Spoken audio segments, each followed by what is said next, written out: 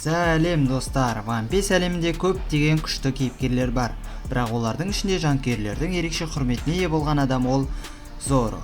Ол экипаждағы ең адал серіктерінің бірі, әлемдегі болашақ ең мықты қылышкер және йонкалардың өзіне қауіп төндіре алатын жауынгер.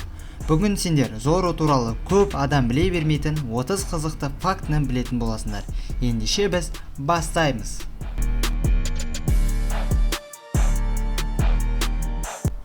Зоро сабан қалпақтылардың экипажының алғашқы мүшесі болған. Луфи қарақшылар патшасы болу арманының алғашқы болып сенген адам дәл осы Зоро еді. Екінші факт, Зоро бастапқыда қарақшы емес болған. Оның бүкіл Из Блу аймағы қарақшылар аңшысы Зоро деп білген.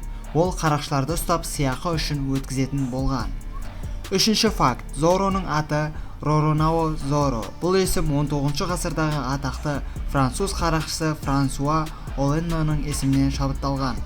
Төртінші факт, Зоро бала кезінде өте әлсіз болған, бірақ күніне 100 рет жаттығып, өз күшін арттырған. Бесінші факт, ол Куинаға 2000 реттен астам жеңілген, бірақ бірде-бір рет жеңе алмаған. Алтыншы факт, Куина қайтыс болғаннан кейін Зоро оған уәде берген. Бір күні әлемдегі ең мықты қылышкер боламын деген. Сол уәдесін әлі күнге дейін орындауға тырысып жүр. Жетінші факт, Зороның туған күні 11 қараша. Бұл күн Жапонияда 4 санына ұқсайтындықтан қылыштарды еске түсіреді. Сегізінші факт, Зоро 3 қылышпен соғысатын санаулы кейіпкерлердің бірі. Оның ерекше стилі Сантору деп аталады. Тоғызыншы факт, үшінші қылышты ол ауызымен ұстайды. Бұл One Piece әлеміндегі ең ерекше ұрыс стильдерінің бірі. Оныншы факт, Зороның сүйікті асы ақкүріш пен ет. Ол ішімдікке қатты әуес емес, маған өзі айтты. 11-ші факт, экипаждағы ең көп жаттығатын адам ол Зоро.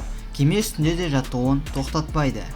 12-ші факт, Зороның бағыт сезімі өте нашар. Ол кейде түзу жолдың өзінде адасып кетеді.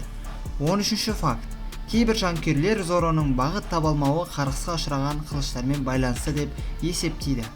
14-ші факт, Зоро алғаш рет Михоукпен кездескенде бір соққымен жеңілді, бірақ дәл осы шайқас оның өмірін өзгертті. 15-ші факт, Михоук Зороны өлтірмеді, себебі оның ерік-жігеріне қатты таң қалды. 16-ші факт, таймскип кезінде Зоро 2 жыл бойы Михоуктың қол астында жаттықты, яғни әлемдегі ең мықты қылышкердің шәкірті болды. 17-ші факт, Зоро хоккейдің барлық негізгі түрлерін қолдана алады. Сіз біліп педіңіз? 18-ші факт, оның патшалық хоккей алғаш рет Вано аркасында анық көрсетілген болатын. 19-ші факт, Кайдо Зорода патшалық хоккей бар екенін алғаш байқаған адамдардың бірі болды. 20-ші факт, Зоро Кайдоны жаралаған санаулы адамдардың қатарына кіреді. Оған дейін мұны тек Оден секілді аңыз адамдар ғана жасай алған. 21-ші факт, Хакай шабуылы кезінде Зоро бірнеше секундта 2 йонконың біріккен шабуылын тоқтатып қалды. Бүкіл Вано аркасындағы ең әсерлі сәттердің бірі болып осы One Piece тарихында сақталып қалды. 22-ші факт, осы шабуылдан кейін оның көптеген сүйектері сынған, бірақ ол соғысын жалғастырды. 23-ші факт, Кингті жеңу үшін Зоро өзінің жаңа деңгейдегі хоккейін оятты. 24-ші факт, Зороның қазіргі ең күшті қылыштарының бірі Энма. Бұл бұрын Козуки Оденнің қолданған қылышы. Шатасып кеттім ғой. 25-ші факт, Энма қарапайым қылыш емес, ол иесінің хоккейін күштеп шығарып алады. 26-ші факт, ештеңе болған жоқ көрінісі One Piece тарихындағы ең танымал сәттердің бірі болып саналады. Сіздердің естеріңізде ме? 27-ші факт, Зоро Луфидің ауырсынуын өз денесіне алған. Сол себепті көптеген фанаттар оны экипаждағы ең адал адам деп санайды. 28-ші факт, Усоп экипаждан кеткен кезде оны бірден қайтаруға қарсы болған жалғыз адам Зоро еді. Себебі ол экипаждағы тәртіп пен капитан беделін қорғады. 29-ші факт, қазіргі таңда Зороның марапаты 1 миллиард бейлиден асады. Бұл оны әлемдегі ең қауіпті қарақшылардың қатарына қосады.